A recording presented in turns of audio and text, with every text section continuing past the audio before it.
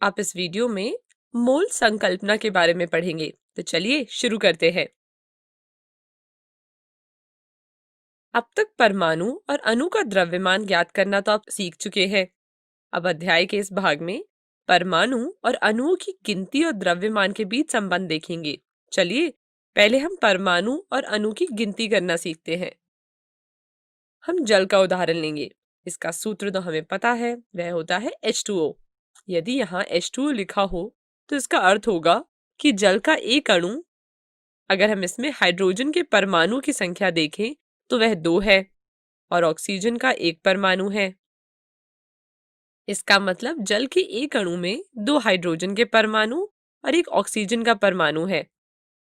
इसी तरह यदि हम 5 जल के अणु लें तो उसमें कितने अणु और परमाणु होंगे? सही सोचा आपने। उसमें 5 × 2 = 10 हाइड्रोजन परमाणु होंगे और 5 ऑक्सीजन के परमाणु होंगे। आप यहाँ देख सकते हैं कि हमारे पास रासायनिक सूत्र के सामने कोई संख्या लिखी होती है, तो हम सूत्र में मौजूद सभी तत्वों की संख्या से उसको गुणा कर देते हैं। उसी तरह यदि हम 7 कार्बन डाइऑक्साइड के अणु ले तो उसमें 7 कार्बन परमाणु होंगे और 7 × 2 = 14 ऑक्सीजन परमाणु होंगे। चलिए इसी तरह 3NH4Cl में मौजूद सभी तत्वों के परमाणु की संख्या बताइए तो। समय समाप्त। इसका उत्तर होगा 3N, 12H और 3Cl।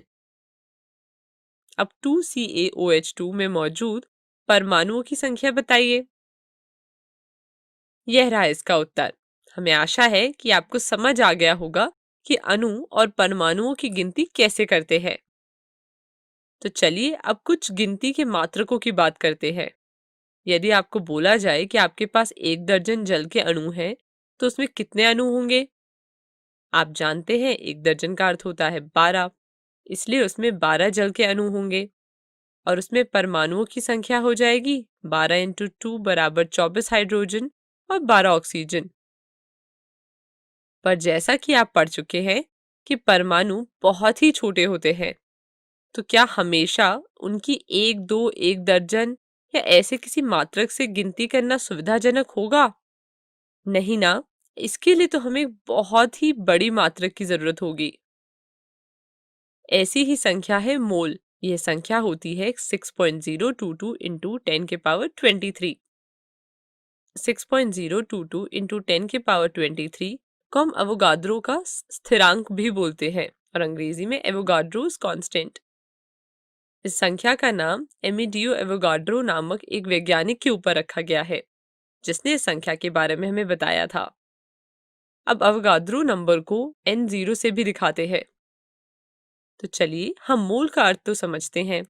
जैसे 1 दर्जन में 12 वस्तुएं होती हैं, उसी तरह 1 मोल में 6.022 × 10⁻23 वस्तुएं होती हैं। यानी कि 1 मोल पेंसिल में 6.022 × 10⁻23 पेंसिल होगी। उसी तरह 1 मोल केले में 6.022 × 10⁻23 केले होंगे और 5 मोल केले में 5 × 6.022 × 10⁻23 केले होंगे। ये संख्या बहुत ही बड़ी संख्या है। क्या आप सोच पा रहे हैं कि ये संख्या कितनी बड़ी है? अगर हमें इतने केले एक जगह रख दे तो पूरी दुनिया तो केलों से ही ढक जाएगी। आइए अब इसको परमाणु और अणुओं के लिए देखा जाए। 1 मोल परमाणु में 6.022 × 10⁻23 परमाणु होंगे। 2 मोल परमाणु में 2 × 6.022 × 10⁻23 परमाणु होंगे और उसी तरह 7 मोल परमाणु में 7 × 6.022 × 10⁻23 परमाणु होंगे। यदि हम बोलें कि हमारे पास केवल 1 मोल अणु है, तो उसका अर्थ हो जाएगा कि हमारे पास 6.022 × 10⁻23 अणु है। उसी तरह 15 मोल अणुओं में कितने अणु होंगे? जी हाँ, सही सोचा आपने। 15 × 6.022 × 10⁻23 अणु होंगे। आपको मोल का अर्थ तो समझ ही आ गया होगा। हमने पहले उदाहरण में जल का अणु लिया था, तो चलिए उसी से शुरू करते हैं। हम 1 मोल जल का अणु लेते हैं। आप जानते हैं कि जल के एक अणु में 2 हाइड्रोजन परमाणु और 1 ऑक्सीजन होता है। तो 1 मोल जल के अणु में 6.022 इंटू 10 के पावर 23 अणु होंगे। अब इसमें क्या आप हाइड्रोजन परमाणु की संख्या बता सकते हैं?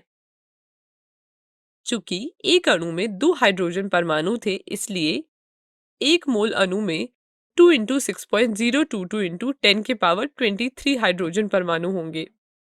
इसी तरह इसमें 6.022 इंटू 10 के पावर 23 ऑक्सीजन परमाणु भी होंगे, क्योंकि एक जल के अणु में केवल एक ही ऑक्सीजन परमाणु होता है। तो हमने क्या देखा? हमने देखा 1 मोल जल में 6.022 इंटू 10 के पावर 23 जल के अणु होंगे। 2 इंटू 6.022 इंटू 10 के पावर 23 हाइड्रोजन परमाणु होंगे और 6.022 इंटू 10 के पावर 23 ऑक्सीजन के परमाणु होंगे।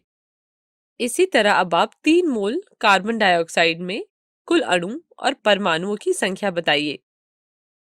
जी हाँ, इसमें हो जाएंगे 3 इंटू 6.022 इंटू 10 के पावर 23 CO2 के अणु, 3 इंटू 6.022 इंटू 10 के पावर 23 कार्बन के परमाणु और 6 इंटू 6.022 इंटू 10 के पावर 23 ऑक्सीजन के परमाणु।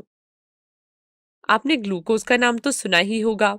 इसका रासायनिक सूत्र होता है C6H12O6। चलिए अब जल्दी से 2.5 मोल ग्लूकोज में कुल अणु और परमाणुओं की संख्या बताइए। वीडियो को रोकें और इसे खुद से हल करने का प्रयास करें। समय समाप्त। इसका उत्तर हो जाएगा, वीडियो को रोक के इसे अपनी कॉपी में नोट कर ले। हमें आशा है कि आपको मोल के संदर्भ में गिनती समझ आ गई होगी। अगली वीडियो में हम मोल और द्रव्यमान के बीच संबंध पढ़ेंगे। तब तक के लिए बाय बाय।